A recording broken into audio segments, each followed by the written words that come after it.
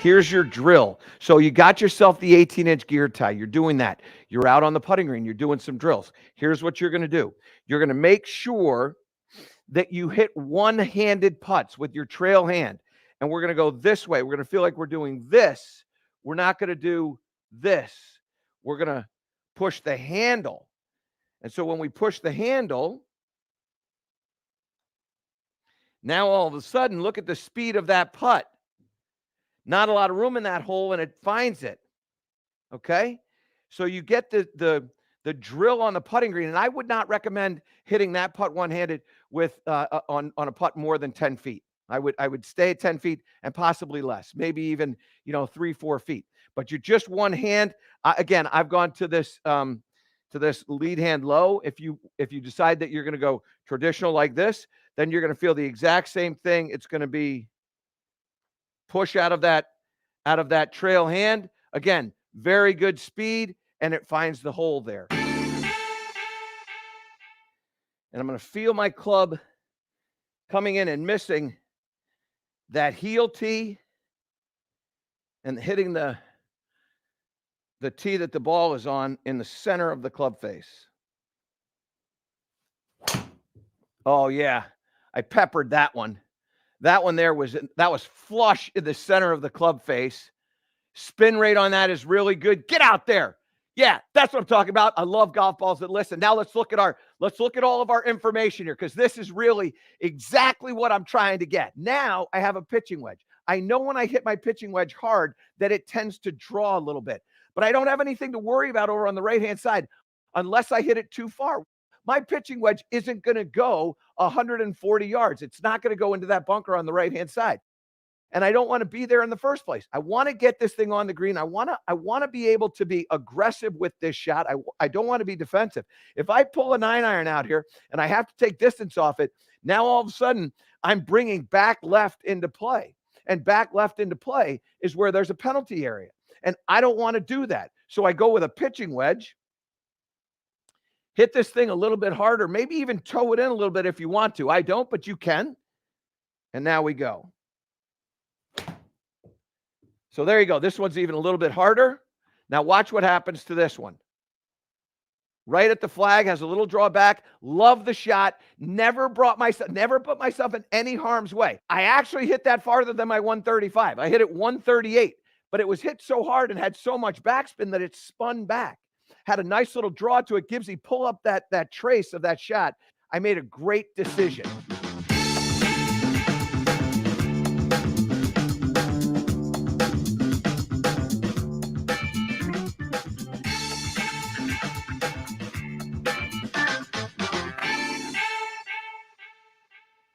Welcome to A New Breed of Golf Live. Michael Breed here. It hasn't been a crazy week, has it been? Come on. It's time to learn how to putt better.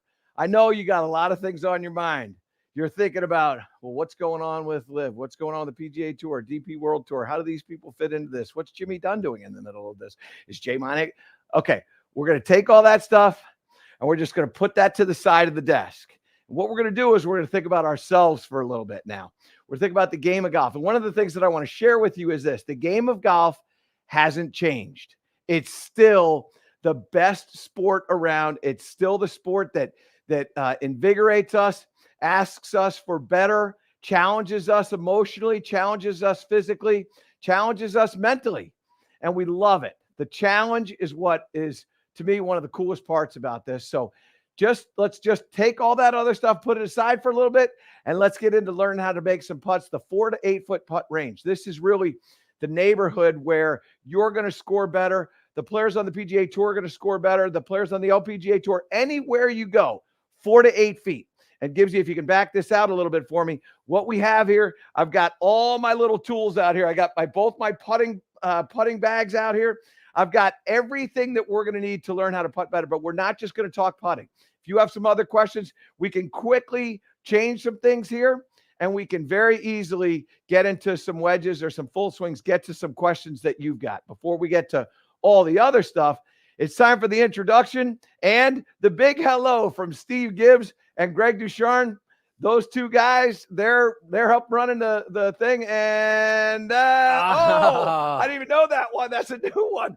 These guys, they keep getting better and better every single week. I didn't have that going in that direction. Who knows? Maybe they're going to end up doing a little cha-cha the next time we get to seeing them. But so those are the guys that are behind the scenes. Greg's going to answer any questions that you've got. He's going to get them to me, obviously. Steve Gibbs is going to be operating all the little different things that are important with you being able to see what we're doing. The cameras. Speaking of that, Gibbsy hit our blessed poker chip ball markers. By the way, we sold some poker chip ball markers to some people. Where were they, Greg? In Japan or China? Something like that? Yes. Yeah, that's a full yes. That means I have no idea, but it was something like that. We sold some over there. We also have sent some down to New Zealand, which is really exciting. If you want to get any one of those 5 colors, send an email to me at newbury2golf@michaelbreed.com. We also we've got hats, and we've got, that's the quick trip. We've got hats. We've got the putter covers. They have magnetic. The putter covers have a magnet in them. So very easy for you to keep track of. You're not going to lose them. And then also, too, we've got the hats. You can see the colors that we have. We have the red and the blue sitting right here for you, okay? That's the business stuff that I got. Now, I want to help you putt better. 4 to 8 feet. What happens in this space from 4 to 8 feet? Well, the first thing is you expect to make it. That's what happens to you. You get in here at 4 feet, and all of a sudden, the embarrassment meter goes way up. If you make a 20-footer, you're a superstar. If you miss it, you're supposed to. But in this area of 4 to 8 feet, this is the area where you think you should make it. Your partners think you should make it. And when you miss it, you feel awful. And actually what happens is it has an effect on what goes on for the rest of the round. It happens to the very best in the game, Rory McIlroy. It happens to Jordan Spieth. It happens to you. It happens to me. We get over this putt and we think, I should make this. And if I don't, it can affect my putting down the line in future holes that I'm going to play. And it also can affect what goes on with the hole that we're about to play. You miss that putt, all of a sudden you walk off and you go, I can't believe I missed it. Whether it's a birdie, a par, or a bogey, I can't believe I missed that putt. I should have had that. I should be, fill in the blank, however many, under or over par, where you think you should be. This is going to happen in the U.S. Open that's just in front of us, and this is going to happen to you, and I want to solve this problem. So how do we get better in this 4 to 8 foot range? Well, the first thing mentally that you have to do is you have to get away from the idea that you can make this ball go into the hole. And what you have to do is you have to get into the idea of you can hit your target. And so what I have here is, if we go down the line, what I have here is I have this yellow string, and I spend a lot of time practicing on this sightline string that I'll use. You can see that right there is a great shot. And what I will do is I'll put this ball underneath, drop my putter underneath here. It lets me know that my aim is correct. Now, aim and alignment are different. So we have to appreciate that aim and alignment are different. If we go down the line but keep it up top, my alignment is going to be what's going on with my shoulders, what's going on with my forearms, what's going on with my knees, what's going on with my toes and hips, right? So when I get in here this way, I want to check and see. Go ahead and keep it back there, Gibbsy. We're not walking on. Now, I want to look at the forearms here. And you can see how when I go left hand low, my forearms are pretty parallel there. If I go like this, what ends up happening is you can see this part, the underside of my lead forearm underneath my trail forearm. And what that tends to do is it tends to take shoulders and makes them get open. You can see how you can't see the grip. That's pretty square right there. That's open right there. And what I feel when I do that is a lot of weight gets to my trail toe. My trail heel is very light. Well, when I go to left hand low or lead hand low, now all of a sudden my shoulders get squared up. My weight distribution feels pretty good. And what ends up happening is when I take the putter back, I get a path where the putter head either tracks straight back or slightly inside. And we'll talk about path here in just a second. But what I want to say to you is this. Either of those two paths can work. It's when the path of the putter goes outside that you've got a problem. And so when I take my hands and I put them on conventionally, what has happened to me over time is I started to develop a cut stroke. and I was having the most difficult time getting the putter to travel back, straight back or inside here. And it was very difficult for me to take the putter face and get it square to the target. And I started missing putts with speed and line. So I made this shift after quite some time putting conventionally and being a nice putter. I was a good putter. But now what's happened is I've gone to this lead hand low. And what I find when I go lead hand low now is that putter will tend to track back on the inside path or straight back. And when it's doing all that, I'm happy with all that. Okay. So I'm not saying you should switch to lead hand low. That's not what I'm saying. What I am saying is that you have to do whatever you have to do, however you hold the putter, to make sure that the alignment of the shoulders is parallel. So go down the line, if you would, Gibbsy. So those shoulders are going to be parallel to this sight line here. And my forearms are going to be at least parallel, if not closed to that. I don't want the forearms open. And there was a period of time where I believed that, you know what, if the forearms are open, that's okay. It's not, because what it does is it's going to influence path, and that path then is going to influence face. And all of a sudden now, when we start thinking about putting, it's really controlling the face, but the path is influencing the face. And when I come through now, all of a sudden with that outside path, now I've got to open up the putter face. And when I open up the putter face, I start losing my impact points. And when you lose impact points on both the face and the golf ball, that's when you start losing start lines. That's when you start losing speed. And that's when you start missing putts, particularly on a putt of this length, 4 to 8 feet.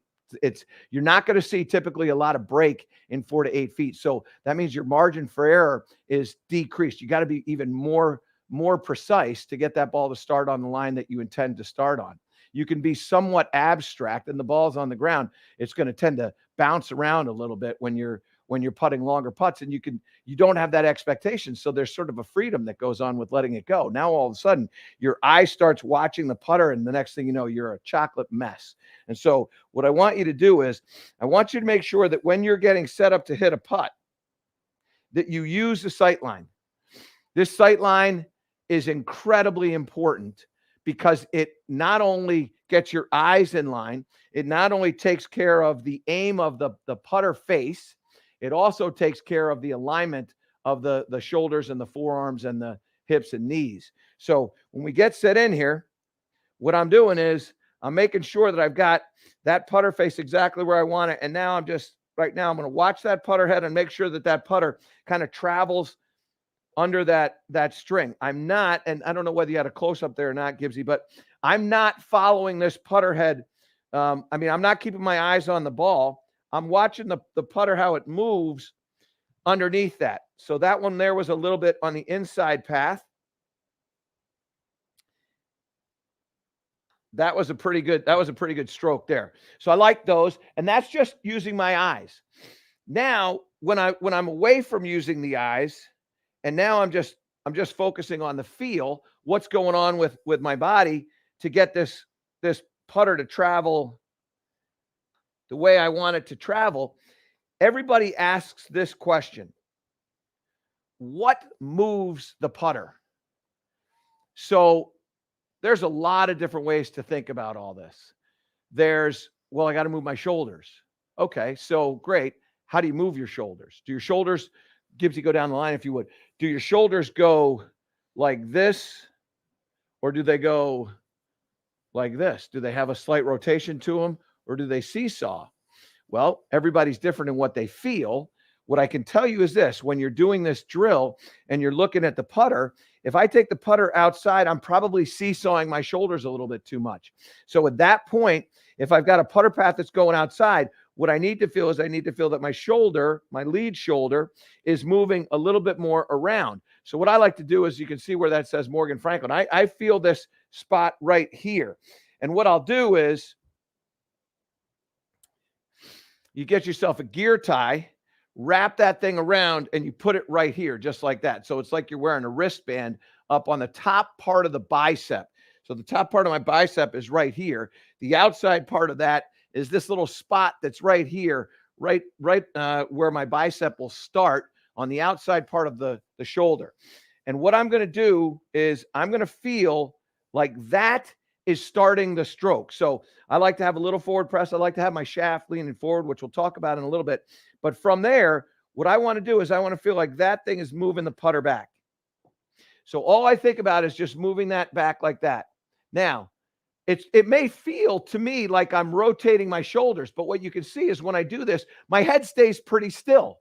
What I have battled in my putting stroke, and what many of you battle in your putting strokes, is the head moving around too much.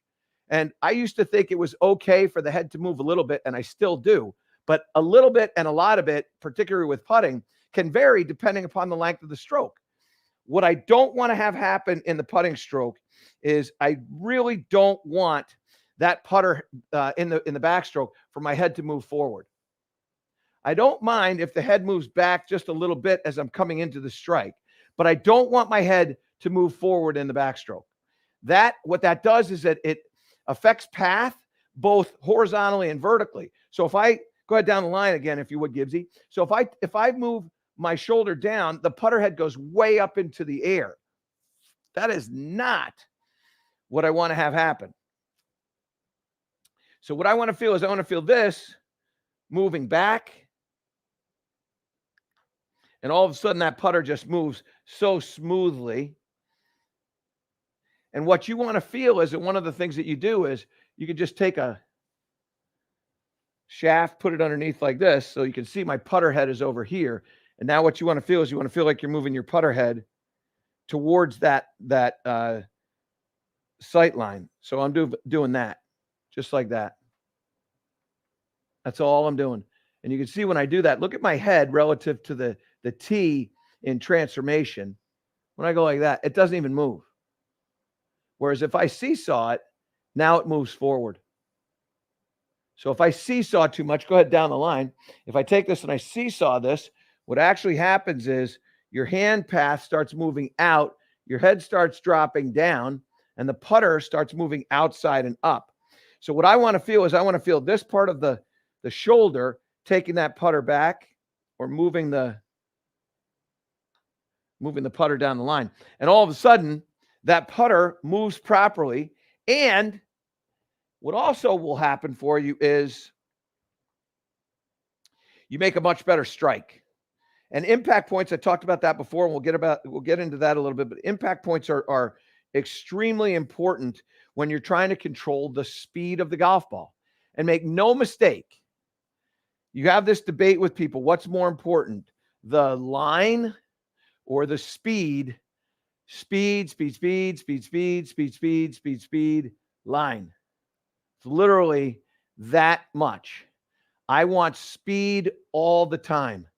Lines are affected by speed. If I hit the putt as hard as I can, it'll be straight. If I hit it soft, now it's going to take maximum break.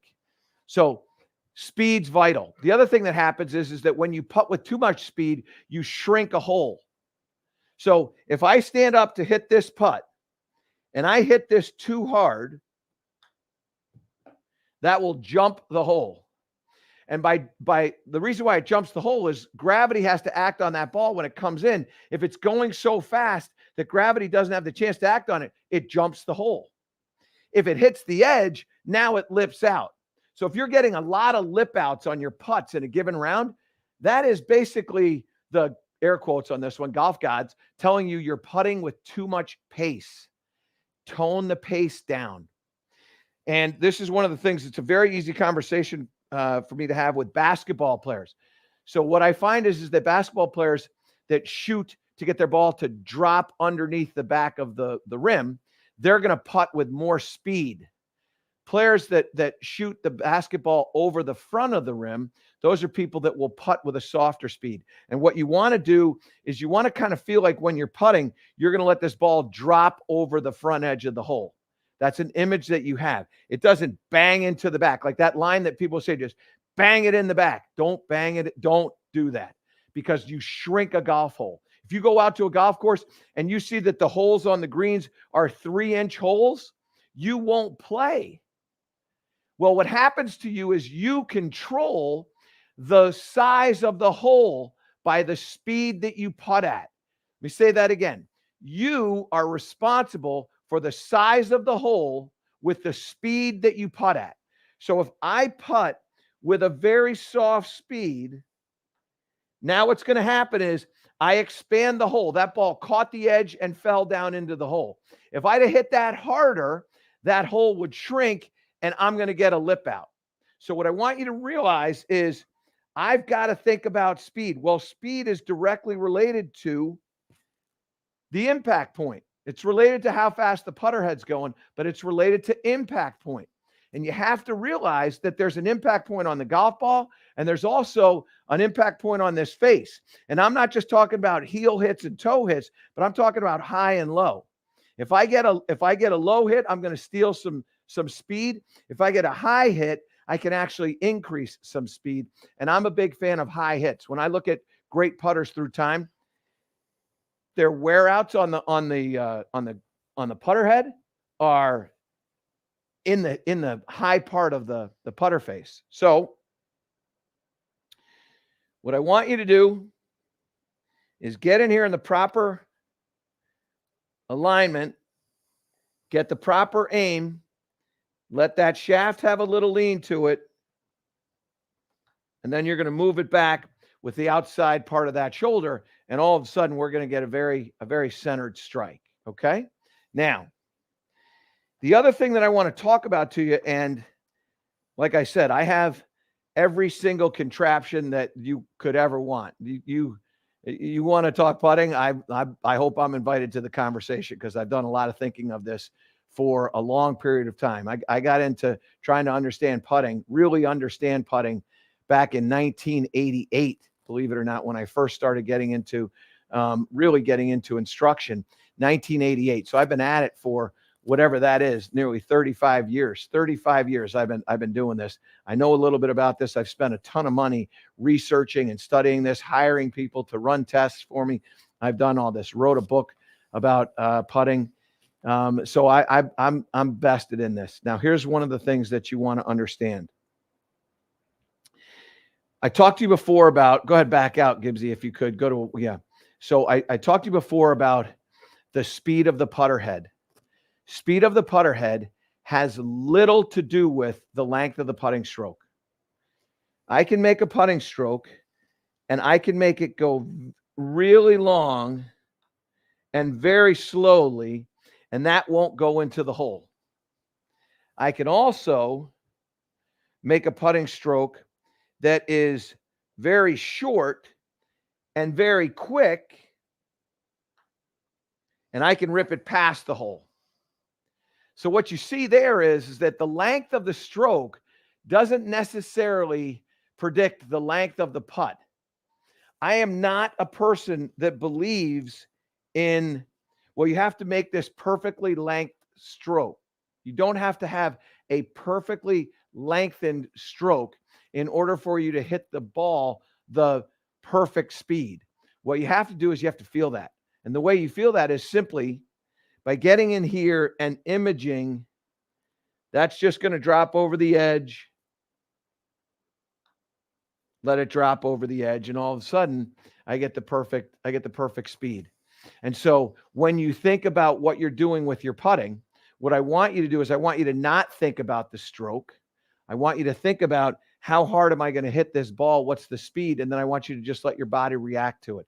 And I know it sounds nuts, but this is where practice is really important. And this is also where a practice stroke is really important, because one of the things that will happen to you is you make a practice stroke and there's no purpose or intention behind it.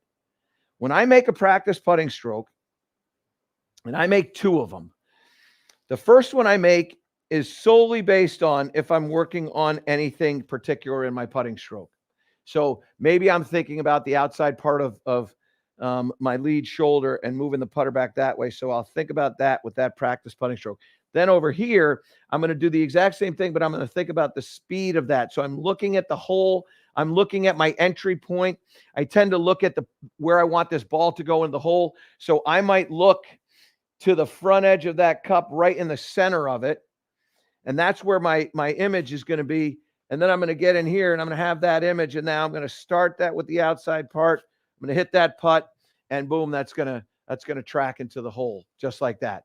And what you have to do is you got to trust yourself. And the way you develop trust is through a little bit of practice. Good practice putting strokes and a good practice routine. So when you get in to hit a putt, everything has intention. I use this line a lot. I'll continue to use this line. One of my favorites that FootJoy gave me that I have stolen from them, but I credit them every time, is only everything matters. And so when you get in here and you get set up to hit this, your practice putting stroke for stroke itself is important. Your practice putting stroke for distance is important. And then you get in here like this, and then you do the same thing. That one hit the ball and kicked out, but that one would have gone in. I swear. Promise. Promise. Was it Cub Scouts honor? Cub Scouts honor. So what I want you to do is I want to make sure that you have intention on this. Now, the other thing that I want you to pay attention to is weight distribution and how your weight moves throughout a putting stroke. It's vital for you to realize that the movement that you make in putting will affect what happens with the strike point, both toe and heel, and also high and low on that face. So when I get in here, what I want to do and what I teach my students to do is this. I want you to feel like you've got slightly more weight on your lead leg. I don't get into 60%, 70%. I don't. What I get into is I want slightly more weight, whatever that is. I don't care what it is.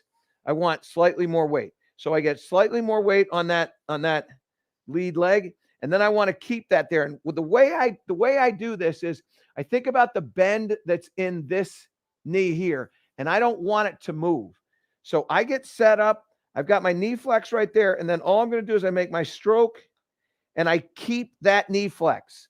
I'm not moving that knee at all. My lead leg feels heavy. My trail leg feels lighter, not light, but lighter. But the knee, it's almost like it was encased in cement. I feel like there's a knee brace right there. And I get set in here like this, and I keep that right there. I don't move it. And then I let it go. And the quieter this lead knee is, the better you're going to putt. Very, very simple. The better you're going to putt. And this, when did we do the Scotty? So we're going to, this week, we're going to do a nice little piece on Scotty Scheffler's putting, and specifically why he's struggling in 4 to 8 feet. This is going to be on CBS on Sunday at, what are we at, 2 o'clock? I believe it's 2 o'clock. 2 o'clock. We'll let you know by the time this show's over, but 2 or 2:30, we are going to do a very insightful examination of why Scotty is struggling with his putting in this short range. And what you're going to see is his lead knee is moving all over the place. And to me, that's one of the reasons why he's struggling with controlling the face. He's struggling with controlling the rotation of the face. And it's 2 o'clock. So 2 o'clock, he's struggling with finding these impact points all over the ball and all over the face. And as a result, he's getting varying misses. He's 139th on the PGA Tour right now in putting from 4 to 8 feet. He's the best ball striker in the world, the best ball striker on the planet. He is 139th in putting from 4 to 8 feet, and he's 146th in strokes gained putting. So you can see there's a relationship there. Very, very close tie right there. So what I want you to do is I want you to get in here, put a little bit of weight on that lead leg, and then just brace yourself into that flex in that knee. Don't let that move. Move that back. Go right down the line, and you're going to make that putt. Okay? Now, the final thing that I do is, and Gibbsy, you're probably going to have to come in here. So maybe, yeah, come up. So what I'd like to do is I like to have a practice putting ball. And you can see that ball right there. It's got an X on it. You see that right there?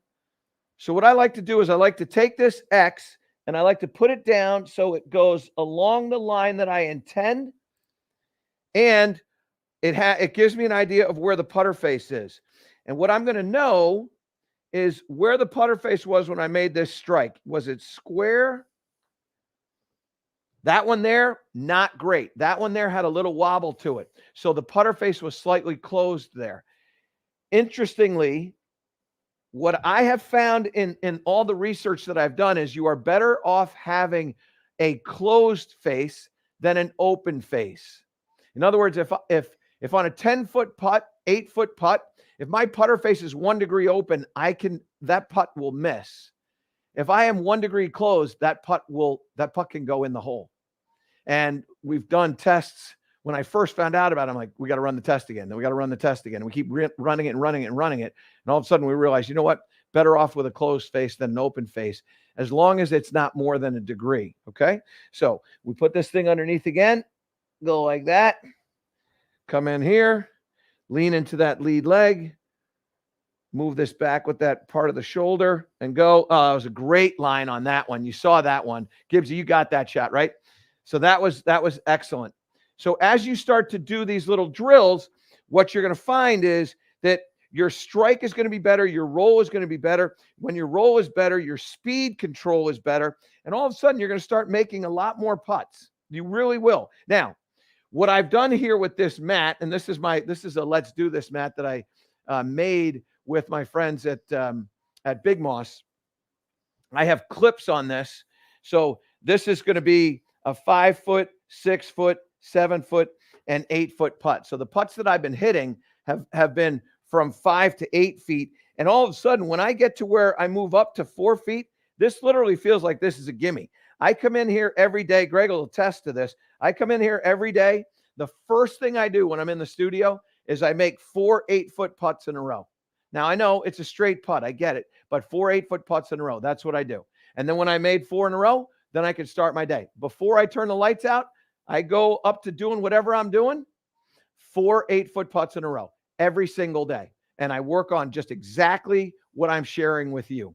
And it's one of the reasons why when you do this, you're going to become a much more successful putter, because you're going to start seeing the ball go into the hole. And believe it or not, one of the more important parts of successful putting is the visualization of that ball going in.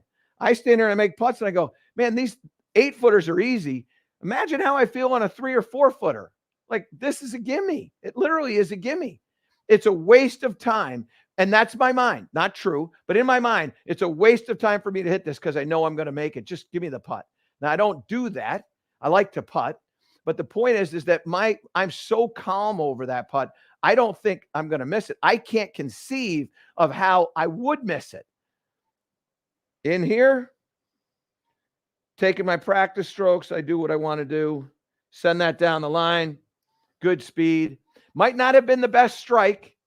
Might have been a little bit open on that one, but I've expanded the hole because my speed is really good. Okay? All right. Now there's a lot more to get to. The problem is I've gone to the point where at 12:30, I want to get some questions, and I'm sure, Greg, we've got a lot. We've got a whole bunch. First and foremost, from Corey, I'm working on my putting in the basement. I'm making anywhere from 120 to 140 putts in a row from 4 to 8 feet, but I miss one. It always seems like I lose my concentration, and I'm trying to get to 200 putts in a row. So how can I increase my concentration on these putts? So typically what happens to people when they lose their concentration is they know they're losing concentration. So what I would do is this. I would make increments, and I would make 50, and I would take a break. I would drink some water. Then I would make 50, and then I would drink some water, and then I'd make and do the last segment. So I have a first quarter, second quarter, third quarter, fourth quarter. And what you might find is that, my misses are happening in the fourth quarter. And when they start happening in the fourth quarter, that's an indication that late in rounds, you get some fatigue. And what it might be is that, and again, I don't know how old Corey is, but this is something that we've heard individuals, Phil Mickelson, in fact, talking about. As you get older, it's harder to keep your concentration. You got to train your brain to stay in the moment. And by separating it out in those 4 quarters of 50, now I think you've got a better chance of making those putts. And so what I would do is, if you get to where you struggle in that fourth quarter, then I would break them down again. So I would do 50, 50, and 50. That would get me to the fourth quarter. And then what I would do is I would go 10, 10, 10, 10, 10. and I'd have 5 groups of 10. And then when you get to where you figure out, okay, you know what? I'm struggling in this group. I struggle in the 4th group of 10. Now it's just 1 putt in a row. I'm going to make this putt. Then I'm going to make this putt. Then I'm going to make this putt.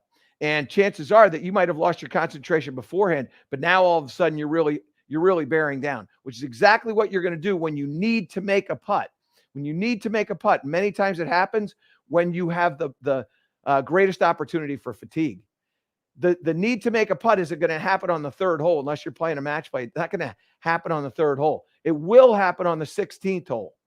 The need to make a putt's going to happen late in the round. And that's when you're most fatigued. And so all of a sudden you go, well, you know what's happening? I'm not actually struggling with my putting stroke. I'm struggling with my food intake. I flatline and I just run out of energy. Okay, so now we got to start eating at the 12th hole. We got to start eating at the 15th hole. So we have that concentration ability on 16, 17, and 18. Okay, interesting question. All right, go ahead. Okay, this one from Gary. Gary was caught in a meeting and missed the first few minutes. Did you explain why you were using lead hand low? And could you go refresh absolutely. that again? Okay, so the reason why I went lead hand low was, again, this is me. I used to putt, and Gibbsy, we got to go conventional. So down the line, I used to putt conventionally, and what I did was I used to have my shoulders out of alignment. So when I get set in here, you can see there's just a sliver of my lead forearm that's underneath my trail forearm right there. And what happened to me over time was I started to take the putter outside and then cutting across. And I started putting spins on the ball that were creating breaks on putts that didn't have any break. And I started getting out of, and then I started thinking about my stroke and what I was doing. And all of a sudden I'm like, okay, whoa. So then I started to experiment. What I found was when I go lead hand low, now all of a sudden my forearms are in a line. You can see how my shoulder, you can see this part of the plaque of my shirt. When I get over here, that disappears. When I get over here, now all of a sudden it shows up again. And then what started happening was the putter started tracking back slightly inside. And when it was tracking back slightly inside, now I was able to keep the putter face a lot squarer. It's the only time that my putter face, and I think putter face all the time. I'm rarely thinking about path nowadays, but when the path goes outside, and there's basically 3 backswing paths: outside, straight back, and inside. As long as I'm straight back or inside, I don't really care, but I don't want outside. And as long as my putter face is square or slightly closed, I don't really care. And so what happens is that when I take the putter with lead hand low and I get set up, this putter will track back fairly square. I'll have a pretty good face and I'm going to make the putt, particularly on this. I got to make putts, or I should make putts in that 4 to 8 foot area. So what I did was I just experimented with that. And then the other thing that I did was I went to a thicker grip. So I was a conventional grip person for a long, long time. I went to a thicker grip. And when I went to a thicker grip, and this one is from Lampkin, and it's a very thick grip, what it does is it tends to put that grip in the palm of my hand. So the combination of putting it in the palm of my hand and going lead hand low, all of a sudden, putter path was doing what I wanted to do, and the face has literally zero face rotation. There's a friend of mine named Kirk O'Gurry, who I affectionately call Ogie, and I went down a few years ago to have him give me a little test on his devices, and he was stunned. There's literally no face rotation in my putting stroke, and it's because of lead hand low, and also too the thickness of the grip. It's preventing the face from opening up in the backswing. So when the putter goes back, if it does this, you're dead. When you take the putter back, if you keep that putter face square, now you got a chance of making the putt. Okay? All right. Okay, this one from Pete. I try to putt straight back and straight through. To help that, I try to make the shaft as vertical as possible by ulnar deviating my wrist at address. Does this affect where the face is aiming in a negative way? No, but what will happen is that when you get set up, how am I going to do this? I'm going to, you know what, Greg, you're going to take control of the show for just a second. I'm going to get a camera. Okay. So, so I'll get, how about, we like the sounds of a little leaderboard update. yeah, good idea. Let's give us I a got to get a leaderboard refresh. update. We're at the RBC Canadian Open. It hasn't gotten a ton of attention so far this week for understandable reasons, but they are out there on the golf course. You got Aaron Rai leading the way at 5 under. Justin Lauer is also in at 5 under. Aaron Rai's in at 5 under as well.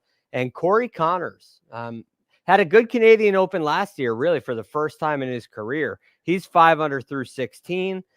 You have a couple of your big names, Rory McIlroy in at 1 under par, 71. Justin Rose, Michael, you know my guy this week.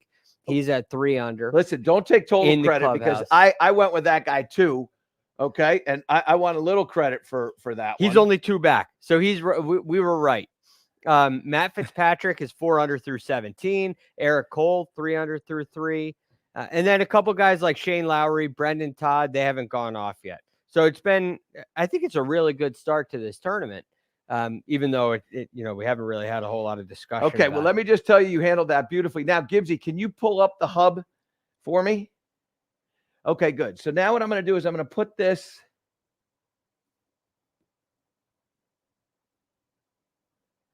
right there for you.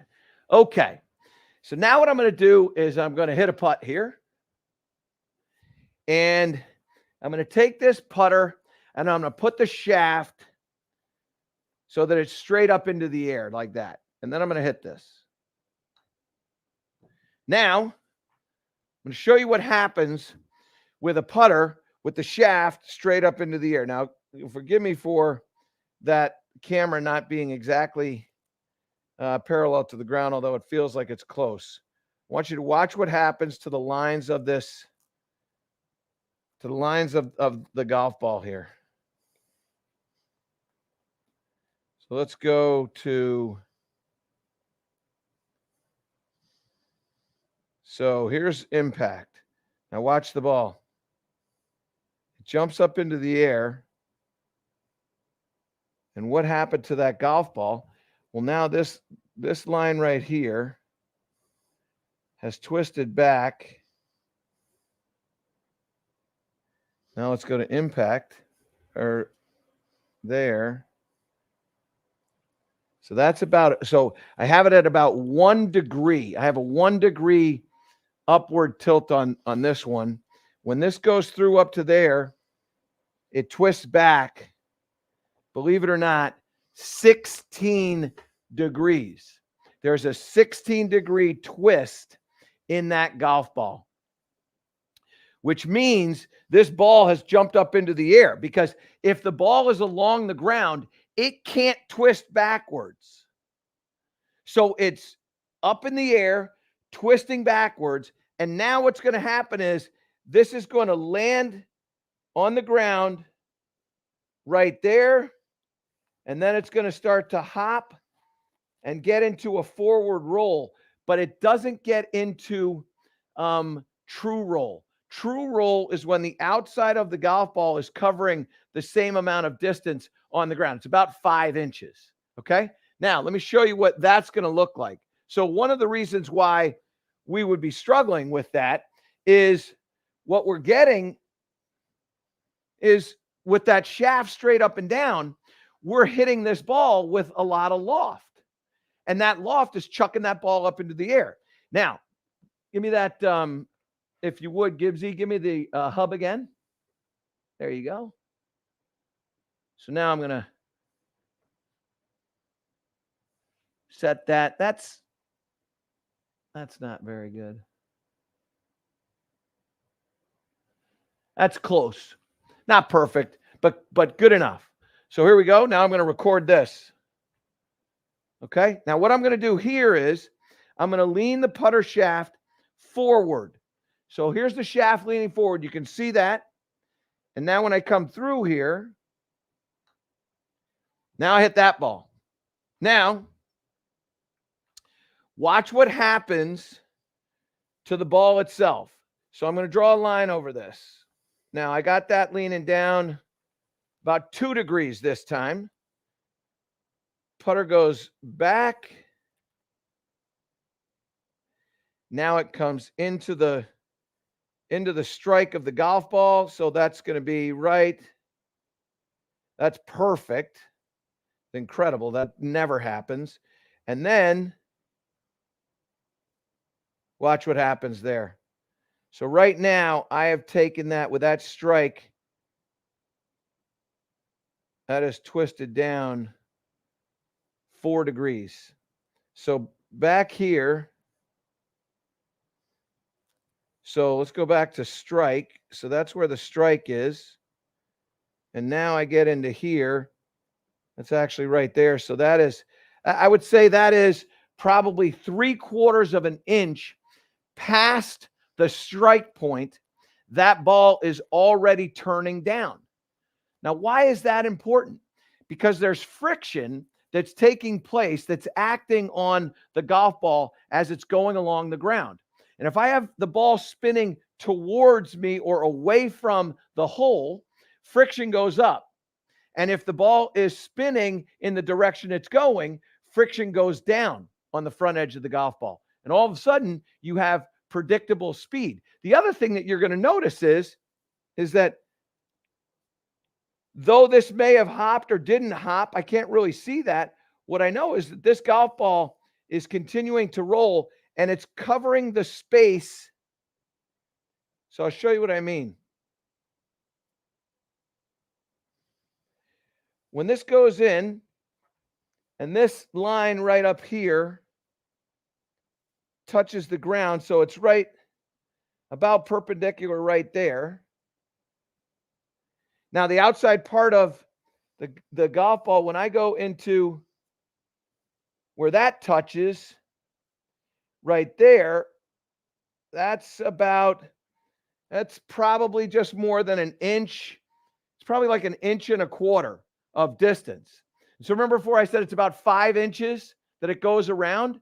Well, the outside part of that golf ball has now covered 1/4. So that's that 1/4 right there. And I got about 1.25 inches. So 1.25 inches and 1.25 inches and 1.25 inches and 1.25 inches is about 5 inches. I hope you got that. Anyway, my point is that I've got it into true roll very, very, very early in this putt. And I would imagine that it probably doesn't get into true roll right away because there's a little bit of a skid. So you can see this skid right here happen out of the golf ball. And then right about in there is when it starts to get into true roll. So it probably gets into true roll right around in here. Now, here's the sort of, again, these are tests that I run. Depending upon how good your strike is, that ball will get into true roll on a 5-foot putt. Should get into true roll. Green speed will have an effect on this, but within 11 inches, it should get into true roll. Players that don't get into true roll within that 11 inches, that ball's bouncing around and it can stretch out to 15, 16, believe it or not, even 17 inches, depending upon the amount of loft that they have added to the club face, and also to the strike point. Remember I talked to you before about strike points low and high on the face? So if I go back to impact right here, which is right there, erase all this, this impact point looks like this is pretty high on the golf ball and pretty high on the putter face, because this shaft at the strike here, that's about a 5-degree shaft lean. Now, let me show you something that I think that you'll find interesting. What I'm going to show you here, I'm going to put this down here. What I'm going to show you here is some studies of some things that I've done over time. Okay. So here is, see this one. This is a backward leaning one where I have the shaft at address backwards about 5 degrees. At the strike, it's backwards about 5 degrees. Now watch what happens with the golf ball here, okay? So this ball strikes. Look at that ball jump up into the air. That ball is up in the air right there, and it is spun backwards. That one there spun back 18 degrees from its initial address position, which is right there. 18 degrees. That's that one. Okay. Now, let me go up and show you this, because this is what is one of my favorite ones. This is Dave Stockton. So this is Dave Stockton putting. Now, Dave Stockton, to me, one of the best putters that ever played the game, my opinion. He's clearly up there. So let's bring him to his address position. That's a forward press that he has right there. So there's his forward press. So that putter there is that's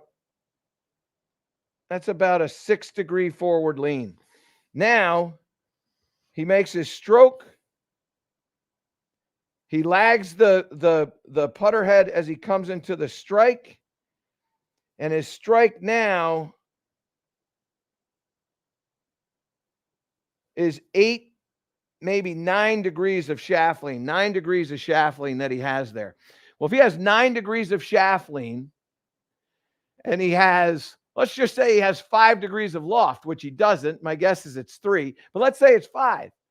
That means what he's doing is he's impacting the golf ball with 4 degrees of negative loft. So it's gone past straight and gone into negative loft, which is going to create a high impact point, which is one of the reasons why he was such a good putter. It's also one of the reasons why that putter face didn't have a lot of rotation to it, because as he's doing this, he's not letting go of that strike has already happened, and now the ball is down the way. He has not rolled the putter face. He has not moved the toe and the heel at a different rate of speed.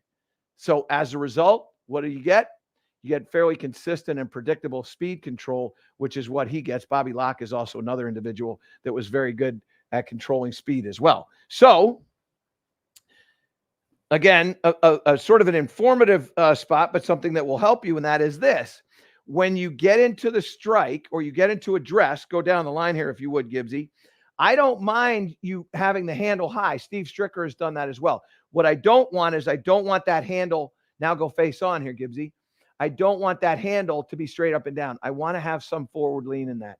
And that's what you'll see out of Jordan Spieth. That's what you're going to see with great putters through time. You'll see a little forward shaft lean in there, and then boom, they're going to make that stroke, and that'll go in the hole. Okay? All right, Gregory. Okay, this one from Rusty.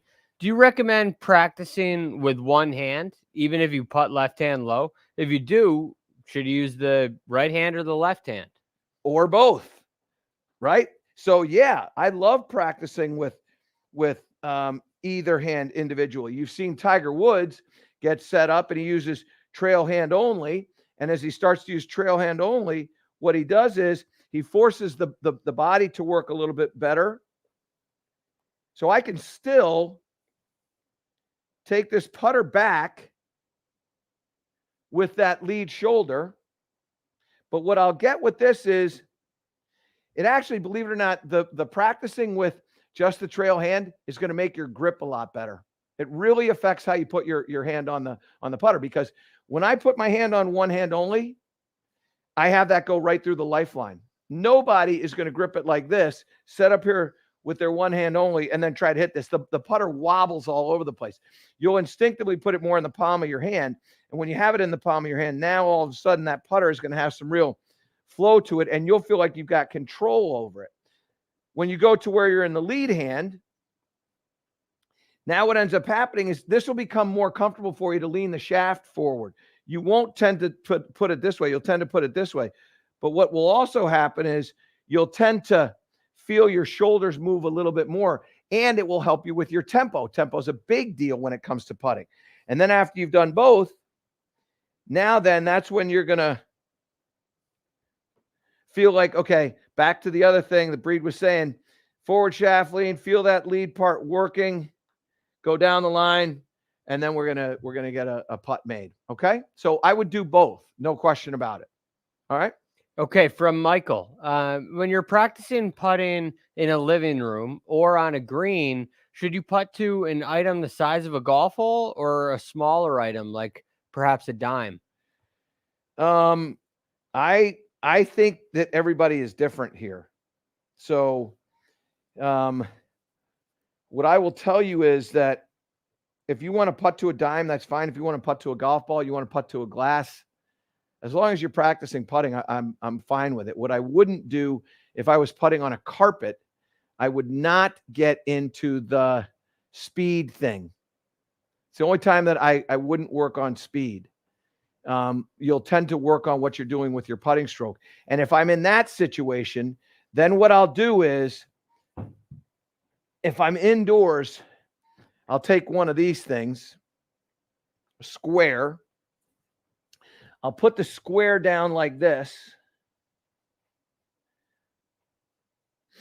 I'll put a ball on the square like that. And then what I want to do is I want to make sure that I can roll this ball down that square and hit my target. That's what I'm going to do. That'll tell me about what I'm doing with the face of my putter. And by the way, if I'm on a carpet, what I can do is I can actually remove that speed for a little bit. So what you'll see is when you hit this, and again, if you go to the very end of this, you're going to get, and I got a little bit of a problem here because I got this on an angle. So I'm going to slide this under here like that. So I remove that. Now that ball will sit there. Now what'll happen is when I hit this putt, I'll know how this ball, I should say, I'll know how the putter face was by how this ball rolls. So if it goes dead down the center of this, my putter face couldn't have been square. If it goes slightly left or slightly right, then my putter face was slightly left or slightly right. So in here like this, that was pretty square. There was a little wobble because it hit a little imperfection in that, but that was pretty square. So I got a nice square hit. And that's one of the reasons why that went down the square the way I want and into the center of the hole. So I like to practice with devices. That's what I like to do. If I'm going to be on a carpet, I'm going to be working on my stroke. I'm not going to be working on my speed. But when I'm on a putting mat like this, the Big Moss turf that I have, now I'm going to be working on speed. I'll work on my stroke some, but I'm always going to be thinking about speed, which is why I designed this the way I designed it. All right, go ahead, Greg. Okay, we have a putting stroke question. This is from Gary. I tried a pendulum stroke. However, sometimes I watch the putter going back and I get almost an S shape. When my stroke starts, the putter head goes outside the line.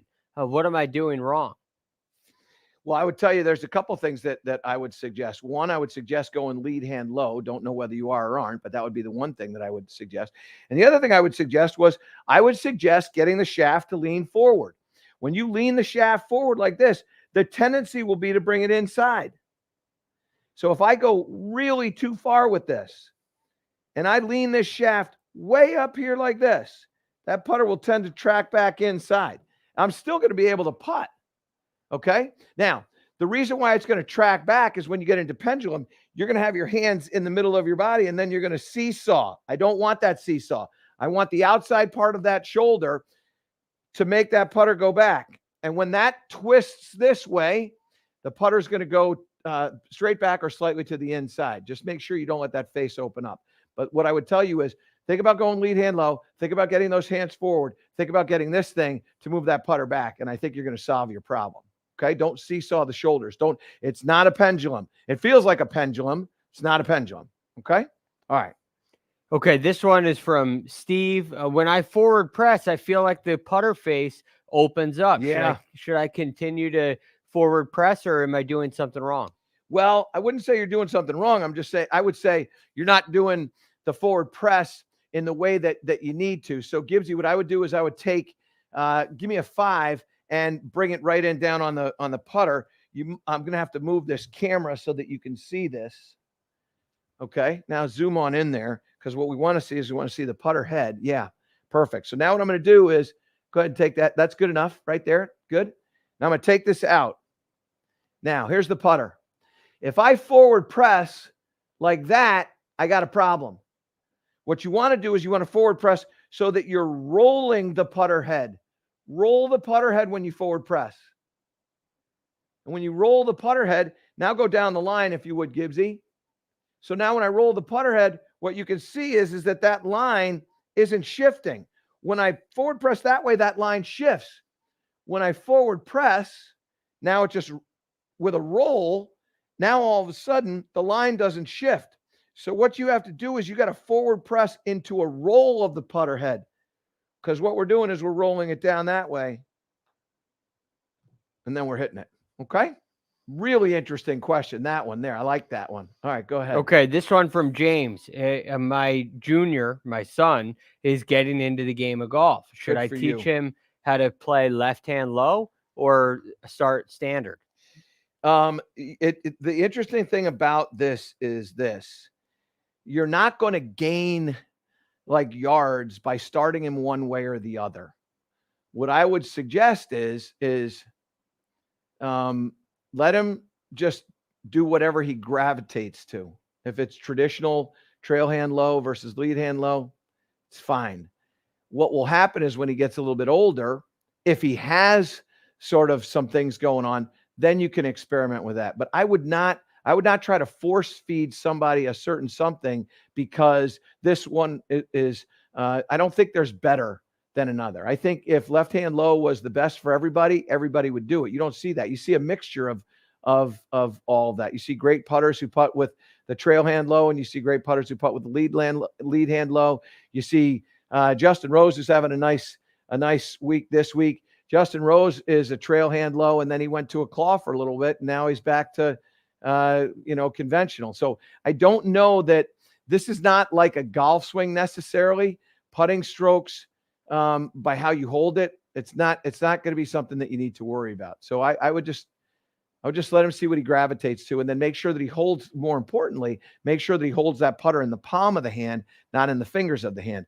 And the way you can tell is, so my hand, stay right with me here, Gibbsy. My hand has a thumb pad and a heel pad. So when I grab the putter correctly, the heel pad is underneath the grip or to the side of the grip, and the thumb pad is on top of the grip. If I grip it this way, where both pads are on top of the grip, now I'm going to get a wobble in this grip, and I don't want that. I don't want a wobble in the stroke and in the putter face.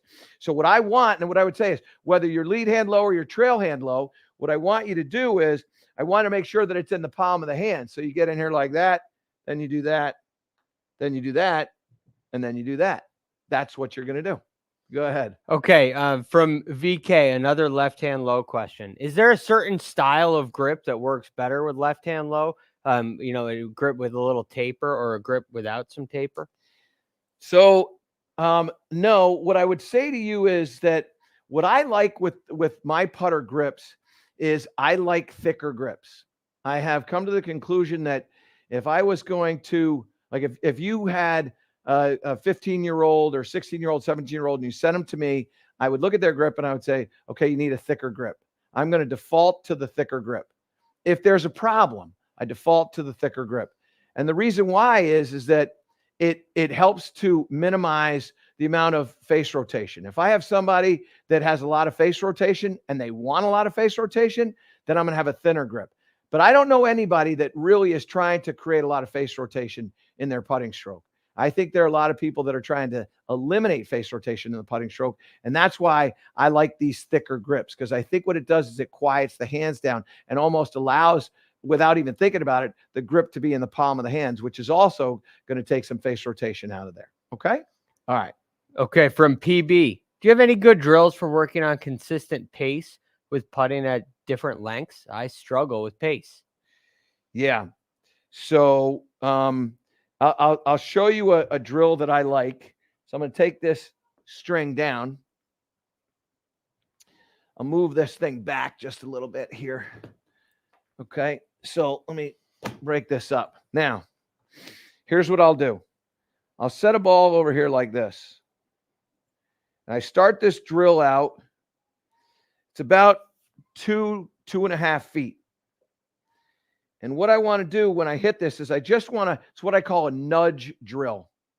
So the nudge drill, and you can go close, you can leave it right there or go close up on that line. What I like to do with the nudge drill is literally just have the ball I'm hitting just kiss that ball.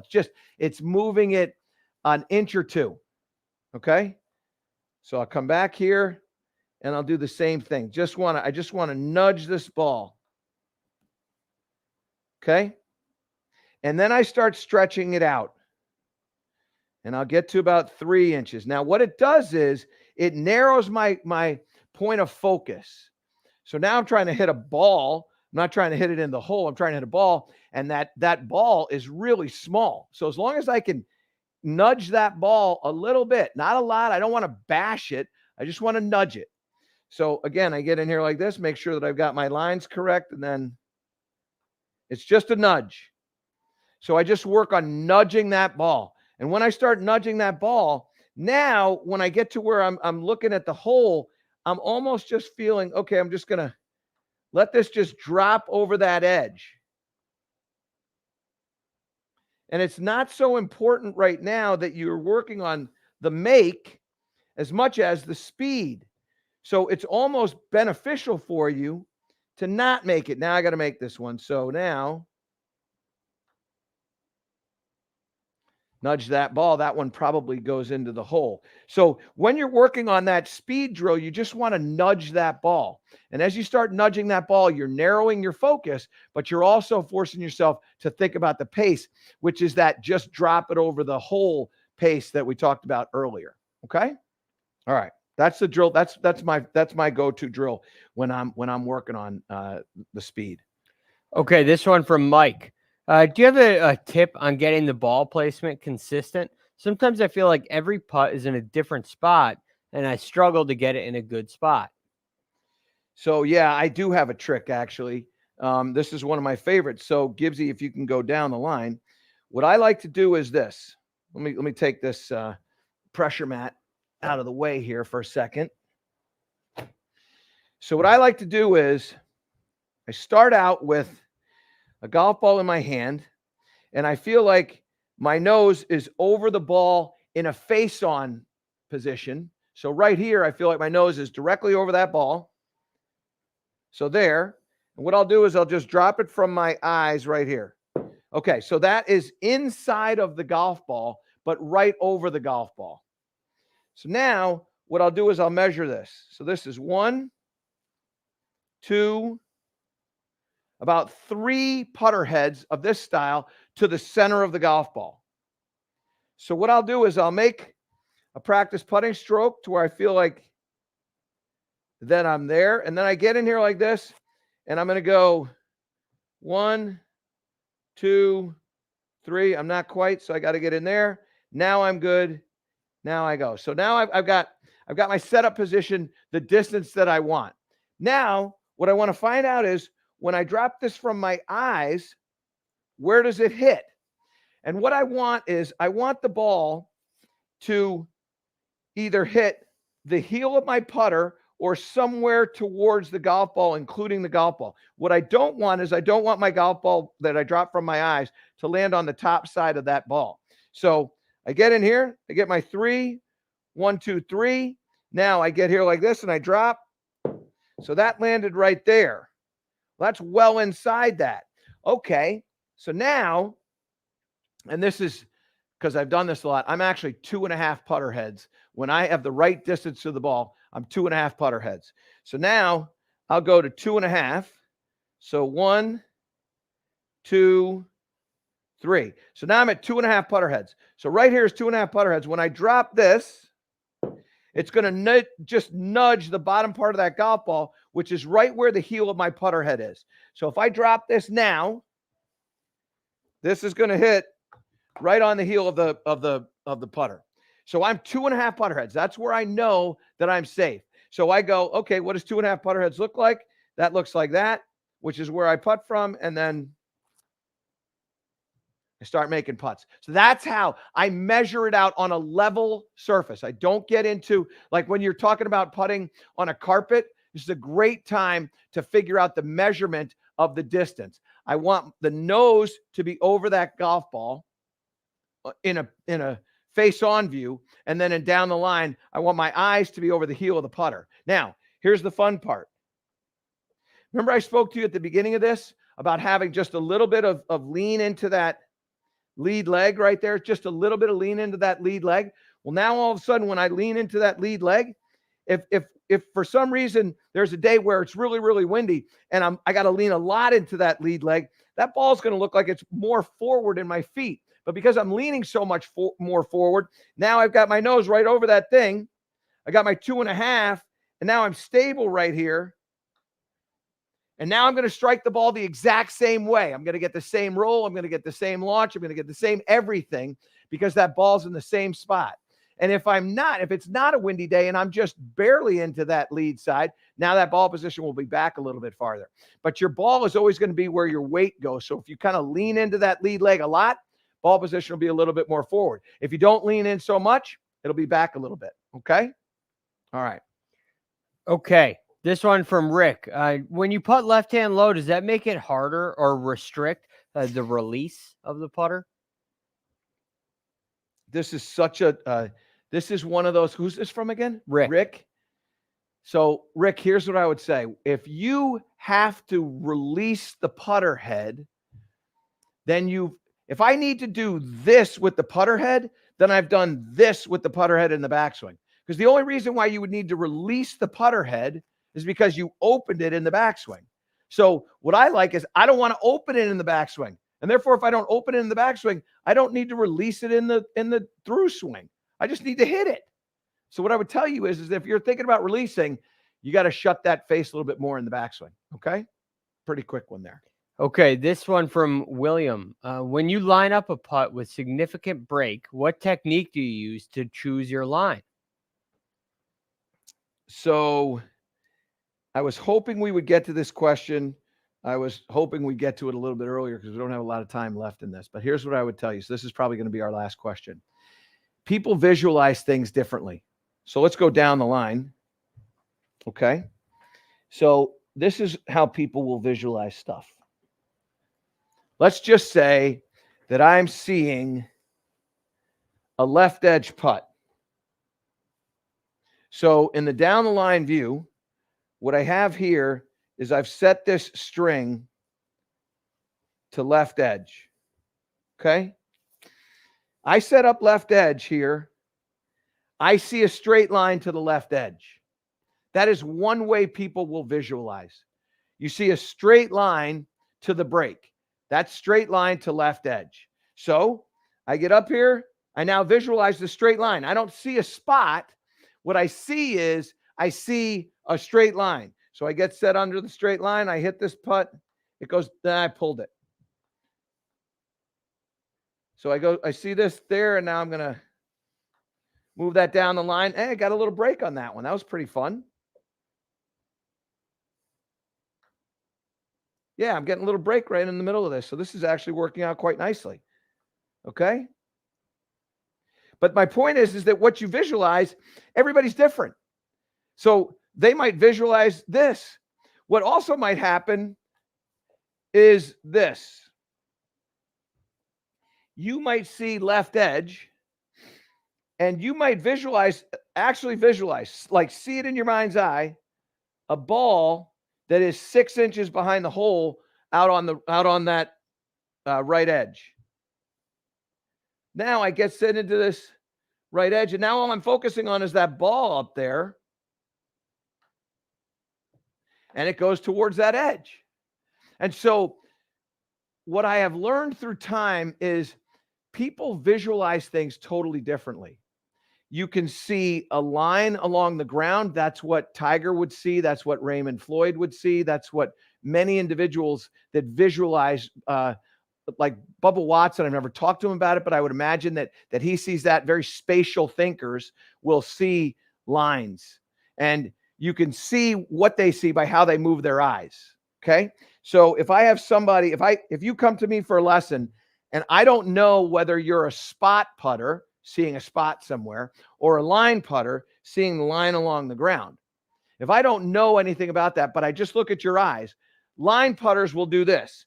They'll visualize a line along the ground, and they'll kind of see it this way, and their eyes spend a lot of time in the space, which is between the ball and the hole.